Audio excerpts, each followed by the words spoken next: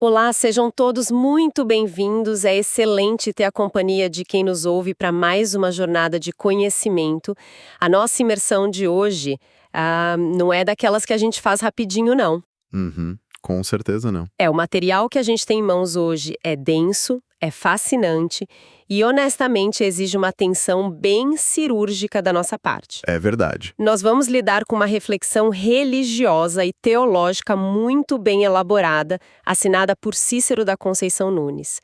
E o que deixa essa premissa tão peculiar, sabe, é a fundação de tudo isso. Sim, a base do texto. Exato. O texto usa como alicerce uma meditação de 11 de março de 2008, da Ellen G. White. Só que essa meditação, na verdade, resgata escritos originais lá de 1878 e ainda tece uma teia bem complexa com várias passagens bíblicas. E é uma teia muito bem amarrada. Muito.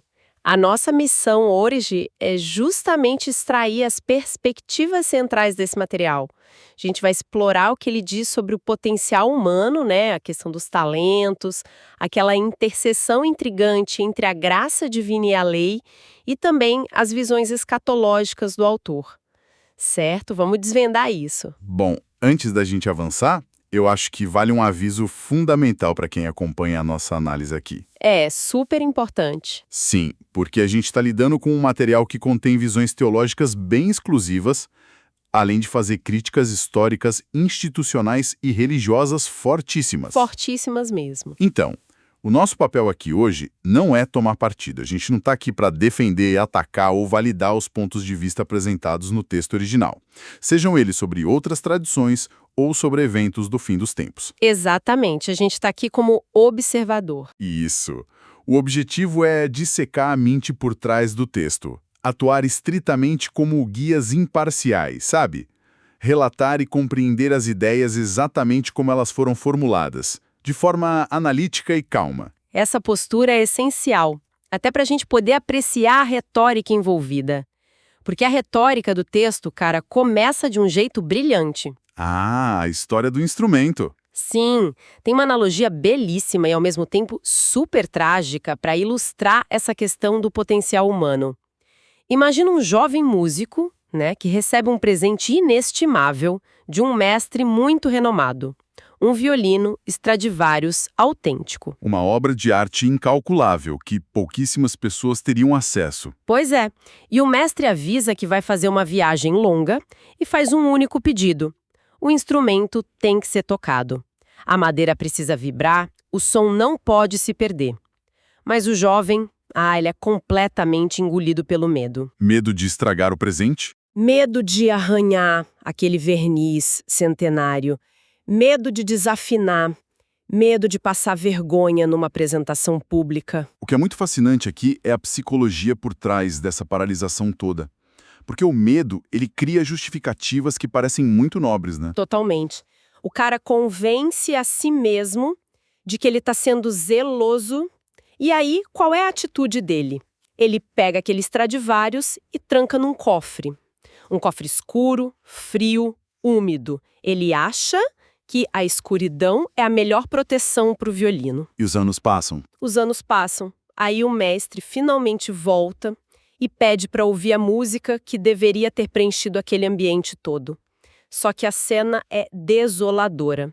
Quando eles abrem o cofre, as cordas estão todas arrebentadas pela tensão e pela umidade. A madeira toda mofada. Tudo tomado pelo mofo. Aquele som que antes era cristalino virou um som opaco, morto. Ou seja, o zelo dele, que na verdade era medo disfarçado, foi a ruína absoluta daquele instrumento.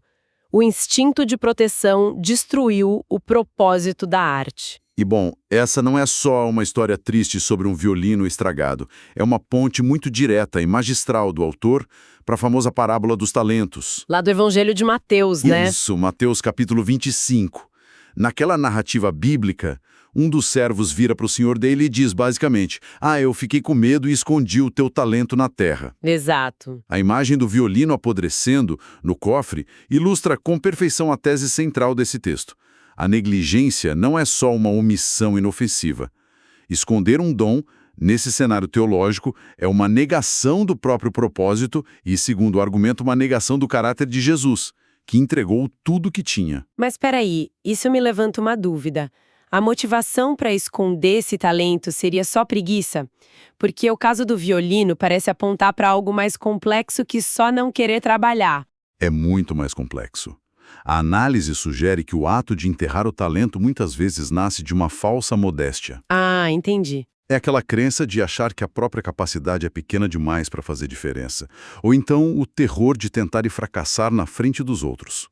Para o autor, o fracasso de verdade não é subir no palco, tocar e errar a nota. O fracasso imperdoável é você reter a sua influência, é trancar o dom e deixar ele apodrecer lá no cofre da insegurança. Nossa, isso nos leva para um contraste muito forte que permeia todo o texto. A crítica severa que o autor faz ao chamado sistema mundial. É um ponto-chave. Porque se a gente pensar a lógica do mundo, e dá até para fazer um paralelo com a nossa cultura de hoje em dia, de redes sociais, de produtividade, ela opera na base da acumulação e do status. Da exibição, né? Exato. Os talentos no mundo secular são ferramentas de autopromoção. Eles servem para garantir aplauso, visibilidade. Em oposição a isso, a premissa do texto é que o reino de Deus exige um investimento de influência em causas que não geram dividendos terrenos. Se conectarmos isso ao cenário maior que o autor está pintando, a gente percebe que essa crítica ao mundo é um espelho virado para as próprias instituições religiosas. Como assim? Tem uma frustração enorme pulsando ali. Uma frustração com a passividade nas igrejas. O texto resgata lá a publicação da Review and Herald de 1878, lembra? Lembro sim. Quer dizer, mesmo lá no século XIX, o pessoal já reclamava que as pessoas só iam assistir o culto e não faziam nada. Sem dúvida. A citação descreve a maioria das pessoas como focadas só em interesses temporais, gastando o único talento que tem nisso e ignorando a eternidade. Mas para equilibrar, o autor traz um princípio de equidade. Qual seria? Ele cita a segunda carta aos Coríntios, capítulo 8. A ideia de que Deus aceita o esforço segundo o que a pessoa tem e não o que ela não tem. A cobrança não é pelo tamanho do dom, mas pela fidelidade no uso dele. Por um lado, isso liberta, né? Tira o peso de ter que ser um gênio em tudo, mas por outro lado, a cobrança pela inércia brutal. A linguagem ganha até um tom de urgência profética no texto. Ganha sim, fica bem pesada. Tem aquela citação de Jeremias, capítulo 48, que diz: "Maldito aquele que fizer a obra do Senhor negligentemente." É um aviso muito forte. Não tem espaço para passividade. E essa convocação atravessa os séculos. Ele menciona Paulo, falando que o poder se aperfeiçoa na fraqueza, o que destrói essa desculpa de que a pessoa não é boa o suficiente. Cai por terra, né? Sim. Menciona Pedro também, falando de ser bom dispenseiro da graça. A ideia é que a vida e as habilidades não são propriedade privada, são bens coletivos e divinos que a gente precisa administrar. E é aqui que a coisa fica realmente interessante na análise, porque o foco estava todo nessa administração de dons, na ação. Mas de repente o autor dá uma guinada teológica fenomenal. A mudança para a questão da lei? Isso. Ele muda o foco para a relação entre a maravilhosa graça e a santa e eterna lei. Muita gente acha que graça e lei vivem brigando, se anulando, mas o texto diz categoricamente que a graça sem obediência à lei se torna ingratidão. É um ponto alto do argumento dele. Ele faz uma análise linguística e jurídica aí. Primeiro ele pega o termo grego anomia, que costuma ser traduzido como iniquidade nas escrituras. O significado literal de anomia é ausência de lei ou rejeição à lei. Então a lógica é que o afastamento de Deus é, na verdade, uma rebelião contra essa norma. E é aí que vem a conexão mais inusitada de todas. Olha, eu sou suspeita para falar, mas eu confesso que precisei ler 2 vezes essa parte. No meio de uma reflexão teológica sobre salvação, surge uma citação do Hans Kelsen. O jurista austríaco. Sim, um dos maiores nomes da filosofia do direito do século XX. E a máxima que o texto usa é nullum crimen, nulla poena sine lege. Não há crime nem pena sem lei. Como que um princípio de direito penal vai parar num debate sobre o juízo final? Isso levanta uma questão importante sobre a forma como o autor funde o direito humano com a justiça divina. Ele usa a lógica dos tribunais daqui da Terra para validar o tribunal de Deus. Genial a sacada retórica. Muito. O Kelsen argumentava que o Estado não pode punir ninguém sem uma lei prévia escrita. O autor pega isso e questiona. Se a justiça humana, que é falha, exige uma lei normativa para julgar, como que o juízo final poderia acontecer sem um padrão legal? Então, o argumento é que Deus precisa de uma constituição para julgar a humanidade? A resposta é que essa Constituição é a eterna lei de Deus. Para reforçar, ele cita Provérbios 28, dizendo que quem desvia os ouvidos de ouvir a lei, até a oração vira abominação. Nossa, pesado. E 1 João capítulo 3, vinculando a resposta das orações à guarda dos mandamentos. Ele transforma o julgamento abstrato numa corte formal. Tá, mas o que isso significa quando a gente olha para a linha do tempo da história? Porque o texto não para no comportamento individual. Ele expande essa necessidade de lei para uma escala profética colossal. Sim, ele vai para a escatologia. Isso.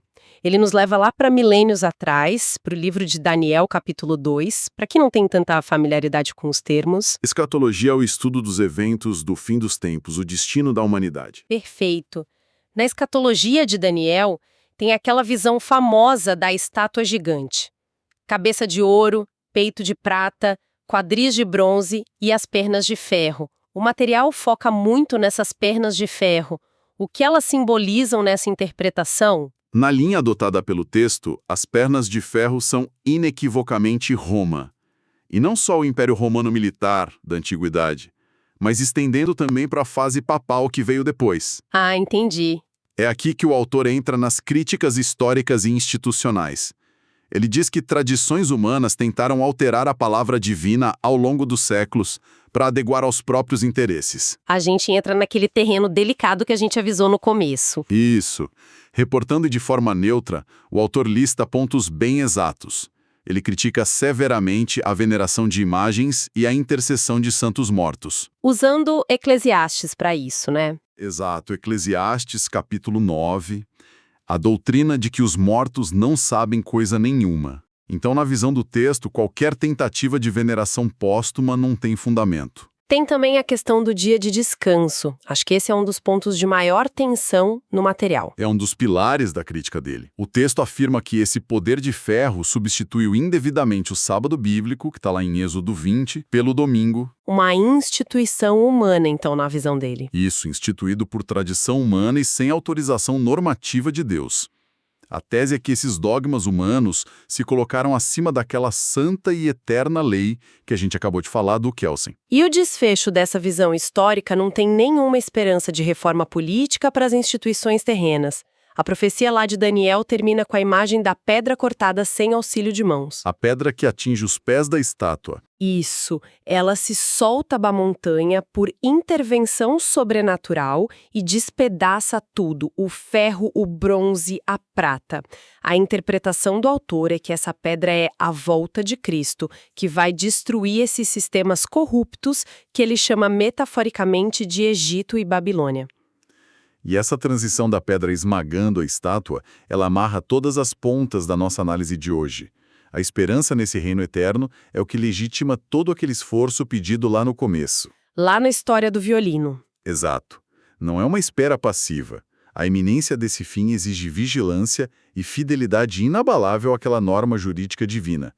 O autor cria uma simbiose entre a urgência do tempo, a obediência à lei e o apelo para não enterrar os talentos. Fazendo uma síntese dessa nossa jornada, fica bem claro que a gente não leu só um sermão nostálgico. O que a gente desvendou foi um verdadeiro manifesto. Um manifesto urgente. Sim. A retórica dele costura a nossa responsabilidade diária com as grandes profecias mundiais. A forma como a gente administra nossos pequenos dons hoje está ligado ao nosso posicionamento nesse grande conflito entre o mundo e o reino divino. E pensando por que isso importa para quem acompanha a gente hoje, os desdobramentos são muito universais. Independente das crenças religiosas ou escatológicas de cada um, tem uma premissa prática irrefutável aí. Qual? O talento só cresce quando é exposto ao uso, ao atrito da realidade. O texto mostra como o perfeccionismo e o medo de errar viram prisões que a gente cria para nós mesmos. A inércia e o medo são os verdadeiros vilões. A gente passa a vida protegendo o nosso potencial das críticas, esperando o momento ideal. E isso é uma autossabotagem disfarçada de prudência. O isolamento não preserva a arte, ele destrói a arte. Perfeito, é exatamente essa a essência. Para a gente encerrar essa imersão, eu queria deixar um pensamento provocativo para a nossa audiência. Algo para ficar matutando depois que a gente se despedir. Boa. A reflexão usou Hans Kelsen para dizer que o julgamento divino exige uma lei normativa externa e escrita. Mas se a gente pensar no nosso tribunal interno, qual seria a lei que nos julga de forma implacável quando a gente se acovarda e esconde o que sabe fazer? É uma ótima pergunta. Talvez a maior tragédia de um talento enterrado não seja o castigo divino ou o rigor daquela lei. A tragédia existencial é passar a vida inteira lustrando e protegendo um violino dentro de um cofre mental, só para descobrir no fim da vida que ele nunca tocou a sua música para ninguém. O mundo fica mais pobre. O silêncio do que poderia ter sido não seria a penalidade mais severa de todas? Fica aí a reflexão. Muito obrigada por acompanharem mais essa análise profunda e até a próxima imersão. Até a próxima, pessoal.